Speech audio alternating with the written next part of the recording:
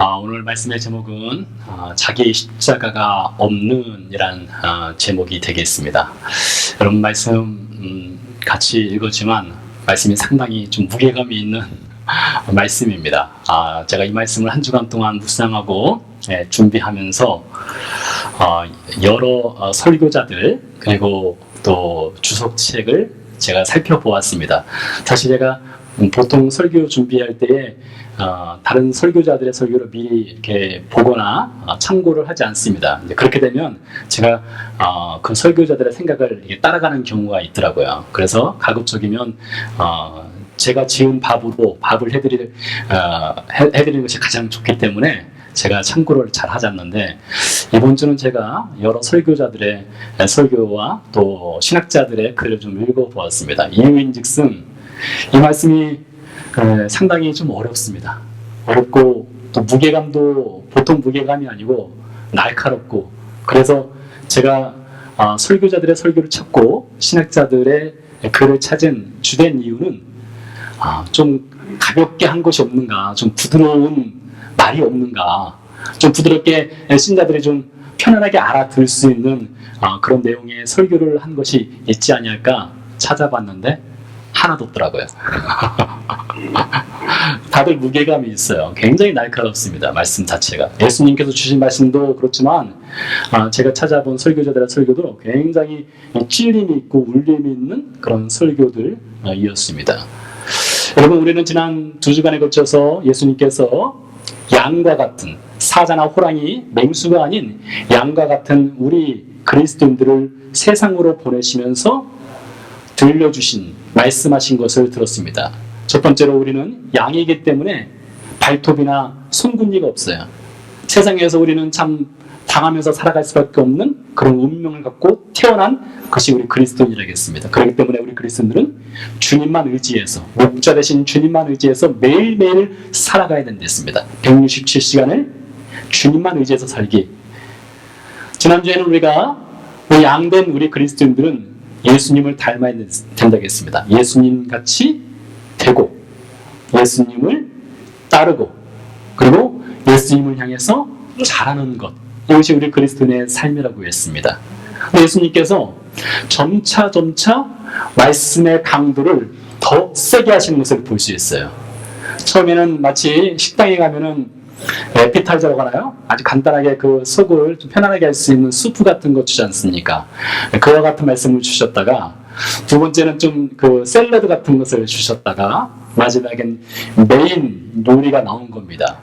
그 메인 요리와 같은 가장 핵심적인, 예수님께서 양을 파송하기 전에 가장 핵심적인 말씀, 너희는 이렇게 살아야 된다는, 이러한 존재로 내가 세상으로 파송한다는 그런 가장 강력한 메시지를 오늘 예수님이 주셨습니다. 오늘 보시면 이렇습니다. 여러분 지금 양이 보이는데 저와 여러분에게 하시는 말씀이에요. 내가 온 것은, 즉 예수님이 이 세상에 온 것은 화평이 아니라 칼을 주러 왔다 했습니다. 여러분, 평화의 사도가 아니라 무엇인가 전쟁을 일으키기 위해서 예수님 오셨다는 것이죠. 두 번째는 예수님 오신 목적입니다. 오셨는데 왜 오셨는가? 가족 사이를 원수 지간이 되도록 하기 위해서 오셨다 했습니다. 여러분, 우리가 상상할 수 없는 그런 메시지 같기도 합니다. 어떻게 주님께서 이 땅에 오셨는데 가족 사이에 이렇게 서로 문제를 일으키고 불화를 일으키는 그런 분을 오셨을까? 이런 생각을 할 수 있겠죠. 세 번째 보니까 나보다 더 사랑하는 네가 있으면 그것은 나를 따르는 것이 아니라겠습니다. 그러니까 예수님보다 그 어떤 것도, 그 누구도 더 사랑해서는 안 된다는 것이죠. 한 단계 더 들어갑니다. 자기 십자가 가지고 나를 따르지 않으면 헛된 따름이다. 그러니까 여러분, 저와 여러분이 십자가를 지고 주님을 따르지 않으면 그거 아무런 가치가 없는 것이고 소용이 없다는 것이죠. 한 단계 더 들어가서 마지막에 방점을 찍는데 나를 위해 목숨을 걸어야 산다 했습니다. 그런 여러분, 예수님께서 그 12명의 제자 불러 모아놓고 이제 세상으로 보내면서 이 메시지를 들려주었을 때 당시 제자들이 이 마음이 참 무거웠을 것 같아요. 어떻게 우리가 그렇게 살 수 있을까, 이런 생각을 하지 않았을까 싶습니다. 여러분, 저와 여러분이 예수님 처음 믿었을 때 이 메시지를 듣는다면 예수님 믿기가 사실 굉장히 까다로웠을 것 같아요. 저도 예수님 처음 만나기 전에 저한테 복음을 전한 사람들은 예수님 믿으면 평안이 오고, 예수님 믿으면 행복이 있고, 예수님 믿으면 천국 갑니다. 이 정도의 메시지였지, 예수님 믿으면 너 십자가 져야 되고, 예수님 믿으면 너 목숨을 버려야 되고, 예수님 믿으면 네 가족에서 문제가 발생하고, 이런 얘기였다면 아마 예수님 믿지 않았을 가능성도 있어요. 그런데 여러분, 예수님께서 말씀하신 이러한 메시지는 굉장히 중요해요. 왜냐하면 이렇게 되지 않으면 그리스도인이 아니라는 거예요. 그럼 여러분, 이 그리스도인이 된다는 것이 얼마나 좁은 길입니까? 마태복음 7장에서 예수님이 말씀하셨어요. 세상 사람들은 넓은 길로 가지만 하나님의 백성은 반드시 좁은 문, 좁은 길로 가야 된다고 말씀하셨습니다. 그날에 많은 사람들이 주여 주여 하며 하나님께 나와서 내가 세상에서 선지자, 내가 세상에서 기적을 행하고 세상에서 능력을 행했습니다 라고 말할지라도 그날에 하나님께서 나는 너를 도무지 알지 못한다. 하나님을 찾는 사람은 많지만 구원받는 사람은 매우 적다라고 말씀하셨으니까요. 여러분, 그러니 우리가 이 땅에서 살면서 그리스도인으로서 그 좁은 길을 간다는 것이 어려울 뿐만 아니라 구원받는 그 수 역시 천국 가면 어쩌면 깜짝 놀랄 겁니다. 어쩌면 여러분이 천국 가셨을 때에 이춘석 어디 있어? 아니 그 친구 그리스도인 된 삶을 살려고 한참 말하더니 천국 가니까 보이지 않네? 여러분, 그런 일이 벌어질 수 있다는 거예요. 그런 여러분, 이 땅에 있을 때 저와 여러분이 그리스도인인가를 늘 점검을 해볼 필요성이 있죠. 자, 이제 이 말씀을 좀 더 들어가서 살펴보도록 하겠습니다. 예수님 말씀하셨어요. 내가 세상에 화평을 주러 온 것이 온 줄로 생각하지 말라라고 했어요. 이 말은 즉슨 사람들은 메시아가 오시면, 당시 유대인들입니다. 유대인들이 생각하기를 메시아가 오면 어떤 메시아냐? 그 메시아는 화평을 주는 메시아라고 믿었습니다. 그래서 유대인들이 기대한 메시아가 있어요. 유대인들은 어떤 메시아를 기대했을까요? 이스라엘이 로마의 지배를 받고 한참 삶의 현장이 어려우니까 이스라엘에 있는 로마 정부를 몰아내고 이스라엘 나라를 과거 다윗의 그 위대한 왕국으로 새롭게 세워주시는 그 메시아를 기대했어요. 이스라엘을 회복을 시켜주는 메시아를 기대했습니다. 제자들도 예수님을 따르면서 그들이 기대하는 메시아가 있었어요. 여러분, 제자들 대부분이 갈릴리에서 어부 생활했던 사람들입니다. 사실 잘 알려지지 않은 무명인들이었어요. 그렇게 무명인의 삶을 살다가 유명인을 만난 겁니다. 그 유명인을 만났으니 제자들이 얼마나 큰 기대를 했겠습니까? 제자들이 기대한 것은 주의 영광 중에 좌우편 앉는 것. 그래서 예수님께서 그들은 왕이 될 줄 알았어요. 이스라엘의 왕이 되리라고 생각했어요. 그래서 왕이 되면 왕 옆에 한 자리 차지하는 것을 그들이 소망했습니다. 여러분, 내년에 총선이 있지 않습니까? 우리나라에 몇 년 전에는 우리나라에 대선이 있었습니다. 대선 캠프에서 민주당 그 문재인 현 대통령을 도왔던 사람들이 대선이 끝나고 나서 어떻게 됐습니까? 그 공을 인정받아서 좋은 자리에 차지하신 분들이 있어요. 그와 같이 제자들 역시 마찬가지로 예수님이 장차 이스라엘의 왕이 되면 그들은 한 자리 차지하겠구나 라고 하면서 예수님 그런 기대를 갖고 예수님을 따랐던 것이죠. 그래서 예수님을 따랐습니다. 그러나 그들에게 무엇이 없었느냐? 십자가가 없었어요. 여러분, 예수님의 제자들이 오늘 예수님께서 말씀하신 자기 십자가 지고 나 따라라고 했지만 언제까지 십자가가 없었을까요? 예수님 죽으셨을 때까지요. 예수님 부활 승천할 때 가서야 그들은 십자가가 뭔지 깨달았어요. 그럼 그전에는 십자가는 생각도 안 했어요. 예수님의 따르는 목적이 한 자리를 좀 차지하고 싶다, 그거였던 것이죠. 그들 앞에서 예수님 말씀하시는 거예요. 지금은 너희가 한 자리 한 영광을 위해서 나를 따르겠다고 마음속에 품고 있지만 장차 너희들이 나를 따르기 위해서는 십자가를 지고 따라야 된다는 것이죠. 그런 여러분, 제가 여러분에게 오늘 시간 드리는 말씀도 마찬가지입니다. 저나 여러분이나 굉장히 연약합니다. 저도 연약하고 여러분도 연약하기 때문에 넘어지기를 수없이 반복합니다. 그리스도인답지 못한 삶을 살아가는 날들이 훨씬 더 많습니다. 그러나 여러분, 그럼에도 불구하고 저 여러분에게 오늘 저 자신을 향해서, 여러분을 향해서 예수님께서 말씀을 주시는 거예요. 너가 지금은 연약하지만, 너가 지금은 넘어지지만, 지금 저와 여러분 예수님을 따르는 목적이 혹 예수님께서 원치 아니하는 방향으로 설정되어 있을지라도 장차 자기 십자가를 지고 나를 따라라, 이걸 말씀을 해주시는 거예요. 여러분 지금 연약해서 여러분이 그것이 자기 십자가 지고 주님 따르는 것이 어려울 수 있습니다. 그러나 여러분 궁극적으로 그리스도인들은 십자가 지고 주님 따르는 것입니다. 자, 이어서 보도록 하겠습니다. 예수님께서 말씀하셨어요. 아들과 아버지가 서로 싸우려 하겠습니다. 저도 몇 번, 자주는 아니지만 저희 아들하고 싸운 적이 있어요. 싸운 적이 있습니다. 딸과 어머니, 제 딸도 제 아내와 싸운 적이 있습니다. 얼굴 붉히면서. 네. 며느리와 시어머니, 여러분 잘 이해되시죠? 며느리하고 시어머니 관계는 예수님 말씀하지 않아도 참 관계가 굉장히 사실 어려운 관계 아니겠습니까? 그래서 예수님 말씀하셨어요. 사람의 원수가 자기 집안 식구를 하겠어요. 근데 예수님이 이 땅에 와서 어느 가족 중에 예수님을 믿고 있는 사람이 생기면 가족 가운데 어떤 일이 발생하느냐? 서로 문제가 발생한다는 거예요. 실제적인 예를 하나 제가 들어보도록 하겠습니다. 예수님은 참 트러블 메이커인데요. 예수님 제 삶에 트러블 메이커가 된 적이 있어요. 문제가 된 적이 있었습니다. 제가 어릴 때부터 제 꿈은 군인이 되는 게 꿈이었습니다. 여러분 저를 보세요. 제가 좀 이렇게 좀 살을 좀 숨겼지만 날씬해 보이지 않습니까? 그리고 머리도 짧고 군인 스타일 아니겠어요. 저는 어릴 때부터 군인 되는 게 꿈이었어요. 고3 때까지도 저는 군인이 되겠다고, 직업 군인이 되기 위해서 제가 목표를 설정하고 걸어왔었습니다. 근데 제가 고등학교 2학년 때 예수님 만났잖아요. 예수님 만나고 나니까 제 삶의 목적이 좀 방향이 달라지더라고요. 고3 추석 때였습니다.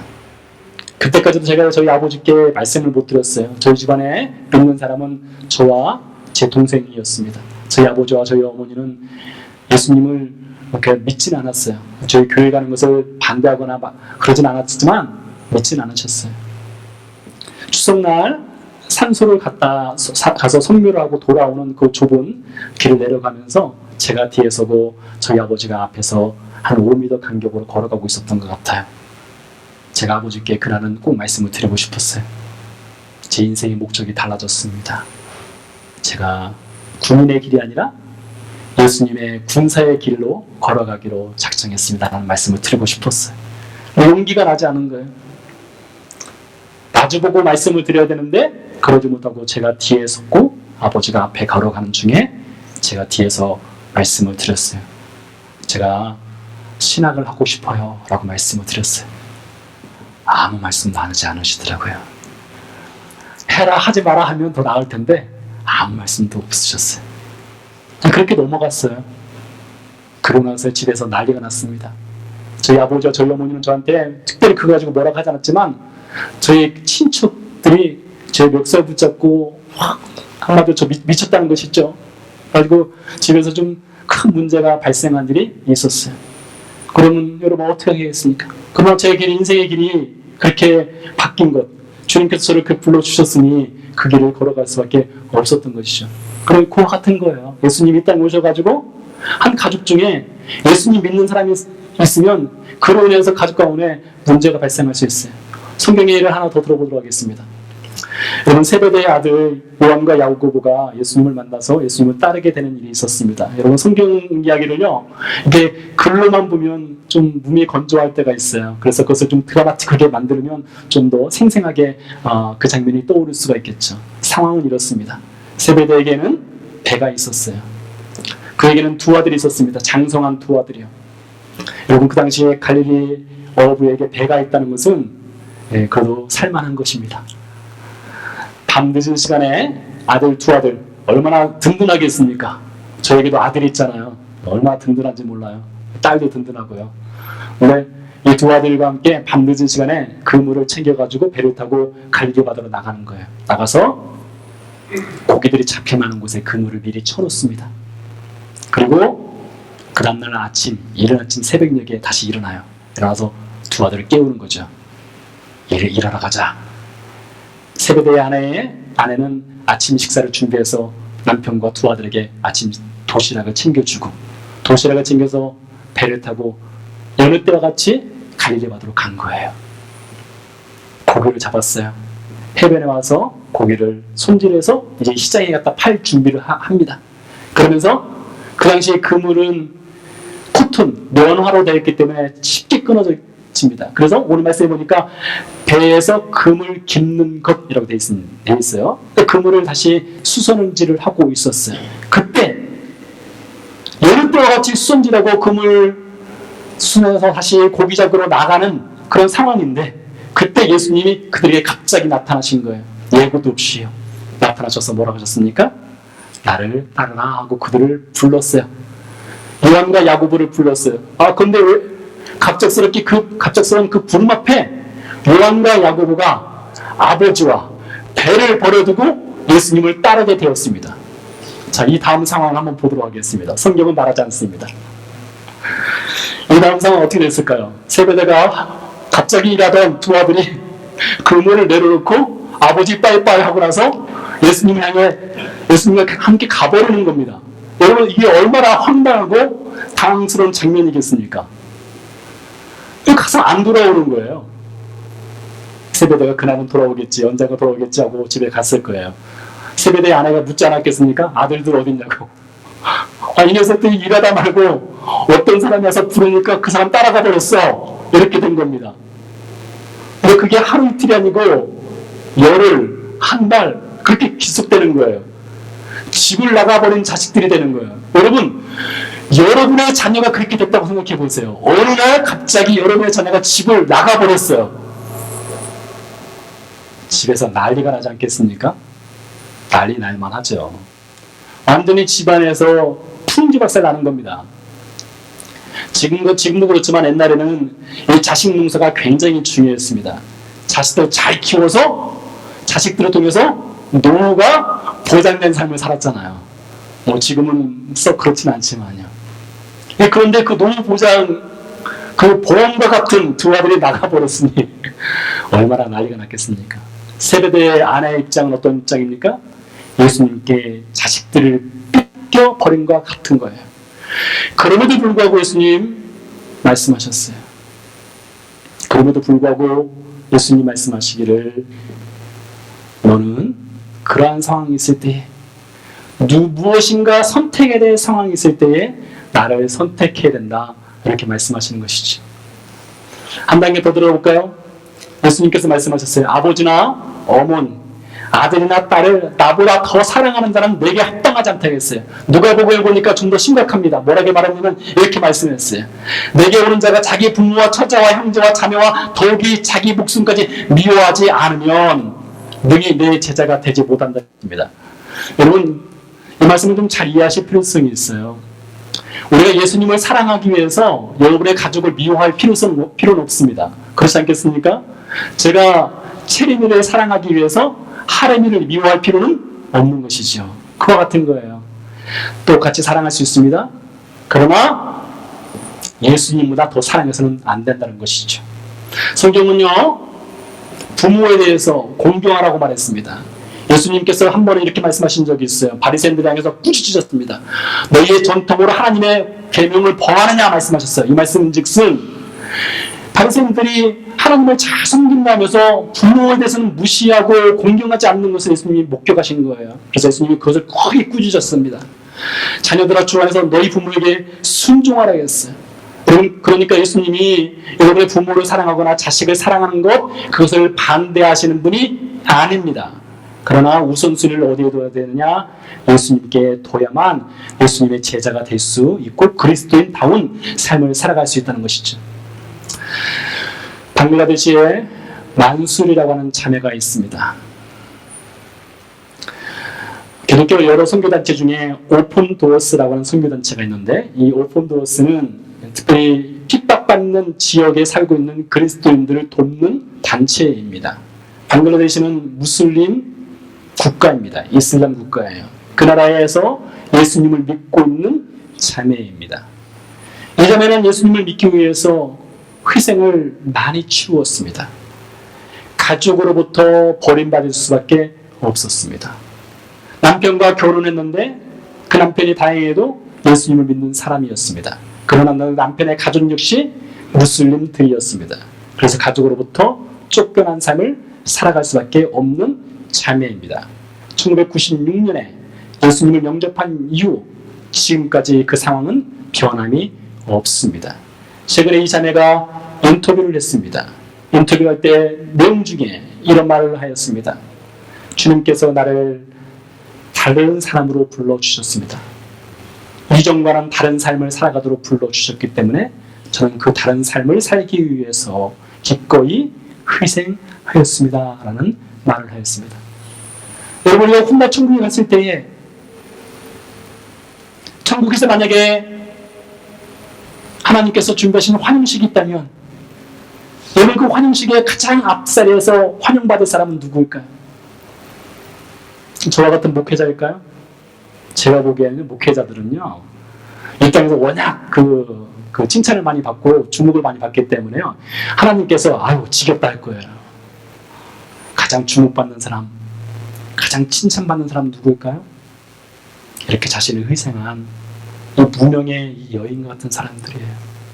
바로 여러분 같은 사람들입니다.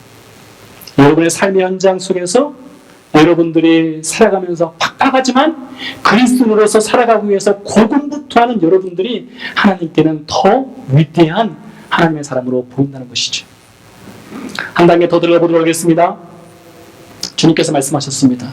자기 십자가를 지고 나를 따르지 아니하는 자도 내게 합당하지 아니하다고 했어요. 여러분, 이것을 구분을 지을 필요성이 있어요. 십자가의 의미를 좀 구분을 지어보도록 하겠습니다. 첫 번째는 예수님의 십자가가 있습니다. 예수님이 지신 십자가는 어떤 십자가냐? 예수님께서 마태복음을 통해서 쭉 말씀하셨어요. 그분이 지으셔야 될 십자가. 첫 번째 보니까 십자가는 고난과 죽음에 관련된 것입니다. 내가 많은 고난을 받고 죽음을 당한 후에 제3일에 살아날 것을 제자들에게 말씀하셨어요. 예수님이 지는 십자가는 고난과 죽음이죠. 다시 말씀하셨습니다. 내가 죽었다가 살아나리라. 예수님이 지셔야 되는 십자가는 죽음과 직접적으로 관련이 있는 십자가죠. 다시 말씀하셨습니다. 내가 조롱당하고 찌찌당하고 십자가에 못 박혔다가 제3일에 살아나리라. 예수님이 지셔야 될 십자가의 내용이었어요. 다시 말씀하셨습니다. 인자가 한 것은 섬김을 받으려 함이 아니라 도리어 섬기려 하고 자기 목숨을 사람들의 대속물로 주려 함이라. 예수님이 지셔야 될 십자가였습니다. 한 번 더 볼까요? 너희도 아는 바와 같이 이틀이 전에 일주일절이다. 인자가 십자가에 못 박히기 위하여 팔리리라. 예수님이 이 땅에 오셔서 예수님이 지셔야 될 십자가는 직접적으로 십자가에 매달려 죽는 그 십자가였습니다. 그러면 그 십자가를 지고 예수님이 죽으시는 목적이 무엇일까요? 예수님이 죽기 바로 직전에 겟세마네에서 기도한 장면입니다. 이렇게 기도하셨어요. 여러분 잘 아시는 내용이죠? 아버지여, 할 만하시거든 이 잔을 내게서 지나가게 하옵소서. 그러나 나의 원대로 마옵시고 아버지의 원대로 하옵소서. 그러니까 예수님은 십자가를 지는데 그 십자가는 마치 예수님 마셔야 되는 잔과 같은 거예요. 여러분, 이 잔이 무엇이냐? 시편 75편에 보니까 나와 있습니다. 예수님이 마셔야 되는 잔에 대해서 하나님 말씀하셨어요. 여호와의 손에 잔이 있어 술 거품이 일어나는도다. 속에 섞은 것이 가득한 그 잔을 하나님이 쏟아내시니 실로 그 찌꺼기까지도 땅의 모든 악인이 기울여 마시리로다. 참 놀랍게도요, 성경에는요, 구약성경에 이 잔이란 표현이, 제가 지금 그 수를 기억하지 못하는데요, 좋은 쪽으로 긍정적 쪽으로 표현한 잔이라는 것이 잔과 부정적으로 표현한 잔이라는 그 수가 똑같아요. 예를 들면은 내 잔이 넘칩니다. 시편 23편이죠. 내 잔이 넘칩니다. 이건 좋은 표현이죠. 그런 표현의 수가 50번이라면 반대로 부정적이고 악한 것에 관련된 표현 역시 50번 균등하게 나와 있어요. 그 중에서도 예수님이 십자가 지시면서 마셔야 될 잔은 원래는 악한 사람들, 하나님의 심판을 받아야 될 사람들이 마셔야 될 잔을 예수님이 대신 마시는 것이죠. 그래서 그 잔은 저주의 잔이에요. 원래는 이 저주를 누가 받아야 되느냐? 저와 여러분이 받아야 되는 것이었죠. 우리가 하나님의 심판을 받아서 죽을 수밖에 없는 것이었습니다. 그 잔을 예수님께서 대신 마셔 주셨다는 것이죠. 예수님이 지시는 십자가는 저주를 지고 죽는 십자가입니다. 자, 그러면 이제 그리스도인이 져야 되는 십자가는 어떤 거일까요? 여러분, 우리가 연예일 하는 경우가 있습니다. 내 남편이 내 십자가입니다. 내 아내가 내 십자가입니다. 내 아이들이 내 십자가입니다. 여러분 충분히 이해가 되는 말씀이에요. 지긋지긋한 남편 그리고 아내 그리고 문제투성이인 우리 아이들 그로 인해서 그것이 참 마음에 상처가 되고 그것을 짊어지고 살아가는 것 그것이 나에게는 고난입니다. 그런 의미로 내 남편이 내 아내가 내 십자가입니다. 그렇게 말하는 것 충분히 이해가 됩니다. 그러나 오늘 본문에서 말하는 십자가는 그런 것이 아니에요. 그 정도 수준의 것이 아닙니다. 그리스도인에게 주님께서 말씀하신 너의 십자가를 져라 그 나를 따라라 이때 말씀하신 십자가는 무엇이냐. 첫 번째는 나는 그를 알지 못합니다. 이것이 그리스도인이 져야 될 자기 십자가예요. 제가 설명을 해드릴게요. 자, 이것은요 미국 그레이스 커뮤니티 처치의 존 메가더라는 목사님이 계세요. 아주 설교에 탁월하신 목사님이십니다. 그분이 이 그리스도인이 져야 될 자기 십자가가 무엇인가를 아주 쉽게 설명한 부분이에요. 이렇게 말씀하셨습니다. 나는 그를 알지 못합니다. 이건 누가 한 말인가 하면요 베드로가 한 말입니다. 베드로가 예수님이 잡히셨던 날 밤에 한 뜰에서 화롯불에서 화롯불을 쬐다가 너도 저 사람과 한패버리지 라고 할 때 뭐라고 했어요? 나는 그를 알지 못한다고 했죠. 베드로가요. 베드로가 예수님을 완전히 부인을 한 겁니다. 그와 같이 그리스도인들이 져야 될 십자가는 여러분과 제가 거울을 보면서 누굴 보면서 자신을 보면서 나는 나를 알지 못합니다. 이게 자기 십자가예요. 어떤 나를 알지 못할까요? 옛날에 나는 더 이상 나를 알지 못합니다.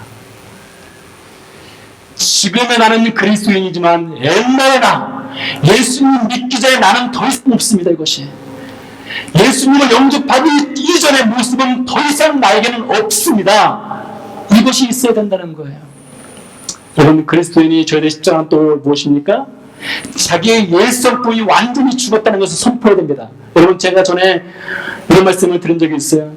저도 그대로 까먹어서 실천을 못 했었는데요. 오늘 말씀을 통해서 저도 실천해 보고 싶습니다. 무엇이냐? 아침에 일어날 때마다 주님 감사합니다. 저 죽었습니다. 주님 감사합니다. 저 죽었습니다. 저 죽겠습니다가 아닙니다. 우리 그런 걸 참 잘하지 않습니까? 배고파 죽겠네, 배불러 죽겠네, 아파 죽겠네, 졸려 죽겠네. 그런 말 참 잘하잖아요. 죽겠네가 아니라 나 죽었습니다. 제 성품이 완전히 죽었습니다. 바울이 그랬죠? 내가 그리스도와 함께 장차 십자가에 못 박힐 것이니 그것이 아니라 내가 그리스도와 함께 십자가에 이미 못 박혔으니 이제는 내가 산 것이 아니다 했습니다. 그런 여러분, 저와 여러분이 져야 될 십자가는 나의 옛성품이 우리의 옛성품이 옛날 모습이 완전히 죽었음을 매일마다 선포하는 것입니다. 세 번째로 그리스도인이 져야 될 십자가는 무엇입니까? 양으로 삶의 주인을 따라 사는 것입니다. 이미 말씀을 드린 그 내용이죠. 여러분 기억하십시오. 저와 여러분은 양이에요. 그럴 땐 목자를 의지하지 않으면 살 수가 없는 것입니다. 그리스도인이 져야 될 십자가는 무엇입니까?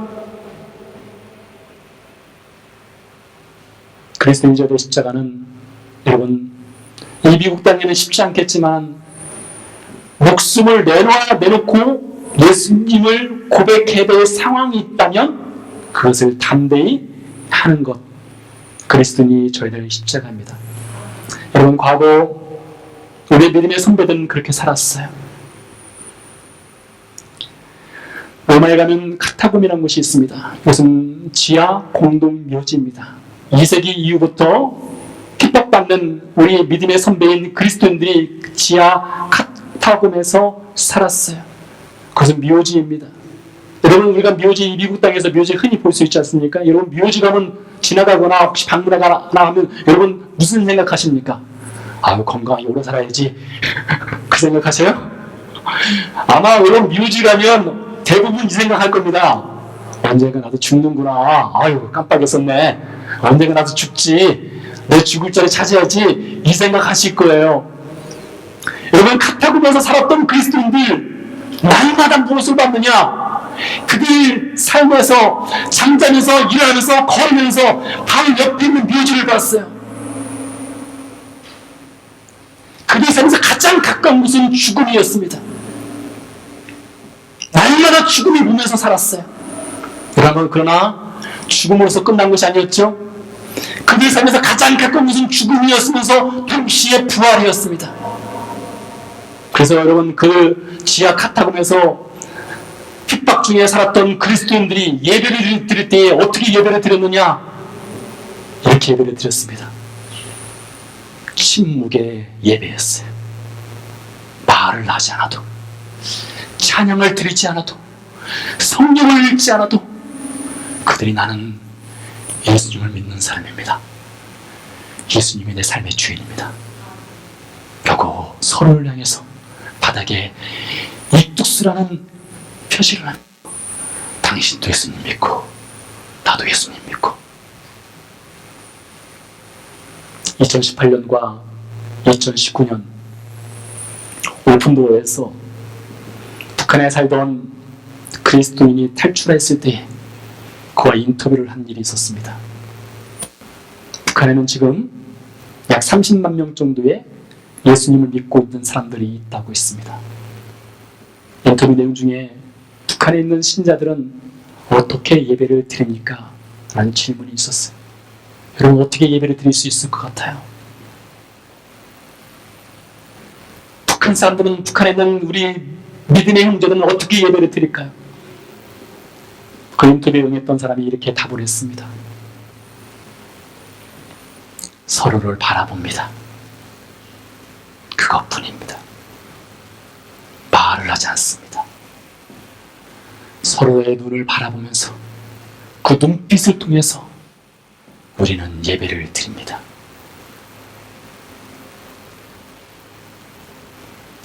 (2000년) 전 카타콤에서 예배를 드렸던 그리스도인들이 물고기 영상을 그려가면서 당신도 그리스도인, 나도 그리스도인. 2000년이 지나서 북한 지하에서 아무도 모르게 예배를 드리는 우리 믿음의 형제들, 그 형제들이 예배를 드릴 때 침묵하지만 세상에서 아름다운 예배, 그 무엇보다도 가장 순결하고 아름다운 예배로 하나님께 올려드리는 것이죠. 자기 십자가를 지고 주의 길을 묵묵히 걸어가고 있는 그리스도인들이 여전히 있다는 것이에요. 교회 여러분, 저는 최근에 그리스도인의 길이라는 것에 대해서 많이 묵상을 하고 있습니다. 저에게는 블로그가 있습니다. 잘 사용하지 않는 블로그고 글을 잘 올리지 않는 블로그지만 가끔 제가 그리스도인의 길은 무엇일까 묵상하고 그 블로그에 글을 올리곤 합니다. 성경에 보니까 그리스도인의 길을 걸어갔던 많은 사람들이 있습니다. 이집트의 요셉, 바벨론의 다니엘, 페르시아의 느헤미야, 우리와 같이 외국 생활을 한 사람들입니다. 이민 생활을 한 사람들이에요. 우리는 차원에서 미국 땅에 왔지만 그들은 차원에서 이집트로, 바벨론으로, 페르시아로 간 것이 아니라 노예로 끌려간 사람들이었습니다. 그러나 그들 가운데 노예로 살았지만 그들은 하나님의 백성의 길이 무엇인가를 알고 그 길을 따라 걸었던 사람들입니다. 요셉이 보디발의 아내와 유혹이 넘어갔다면 그의 그 젊은 인생을 편안하게 살 수 있었을 것입니다. 바벨론의 다니엘과 세 친구가 왕이 주는 음식을 거부했을 때에 그들은 죽음의 위기에 빠질 수 있었으나 담대히 거부했습니다. 페르시아의 느헤미야, 왕 앞에서 섬기는 사람이었지만 하나님 믿는 사람으로서의 그 믿음을 결코 단 한 번도 내려놓지 않았습니다. 우리는 이런 사람들을 어떤 사람이라고 부르느냐? 세상에 속하지 않은 사람들이라고 부릅니다. 세상에 살고 있지만 세상에 속하지 아니한 사람들, 세상에 부적합한 사람들, 바로 그리스도인들이죠. 예수님께서 말씀하셨습니다. 우리 그리스도인들은 어떤 사람들이냐? 이 땅에서는 외국인과 나그네와 같은 삶을 살아가고 있는 것이 우리 그리스도인이라겠어요. 여러분, 나그네로서, 외국인으로서 이 땅을 살아간다고 생각해 보세요. 불편한 거 많죠? 부족한 거 많죠? 적응하기 힘들죠? 여러분, 이 세상에 적응하려고 하지 마세요. 하나님 나라에 적응하려고 하십시오. 이 세상에 적합한 삶을 살려고 하지 마세요. 하나님 나라에 적합한 인생을 살려고 하세요. 그러려면 여러분, 날마다 나 죽었습니다. 자기 십자가가 필요한 거예요. 예루살렘에 가면 예수님이 걸으셨던, 십자가를 지고 걸으셨던 길이 있습니다. 일전에도 말씀드린 내용 중에 한 부분입니다. 예수님이 십자가를 지고 걸어가다가 쓰러진 장소를 기념을 해서 그곳에 교회가 세워졌고, 아주 작고 아담한 교회 안에는 지금 보시는 벽화가 새겨져 있습니다. 예수님은 쓰러져 있고 천사들은 뒤에서 예수님을 바라보면서 슬퍼하고 있는 장면입니다. 많은 사람들이 이 벽화를 보고 감동을 받고 눈물을 흘리고 그 자리에서 기도합니다. 그런데요, 그 교회를 빠져나오기 바로 직전에, 사실 잘 보이지 않습니다. 눈여겨보지 않으면 알 수 없는 장면이에요. 교회 앞에는 천사들이 슬퍼하지만 교회 뒤편에는 예수님을 따르는 제자들의 벽화가 새겨져 있습니다. 무엇을 말합니까? 십자가는요, 바라만 보도록 된 것이 아닙니다. 십자가는 지라고 있는 것이에요. 여러분의 십자가, 여러분 지금 어디 있습니까? 날마다 자기를 부인하고 있습니까? 날마다 삶의 주인 되신 주님을 따라 살아가고 있습니까? 날마다 자신을 보면서 나는 아닙니다. 나는 아닙니다. 그런 삶 살고 있습니까?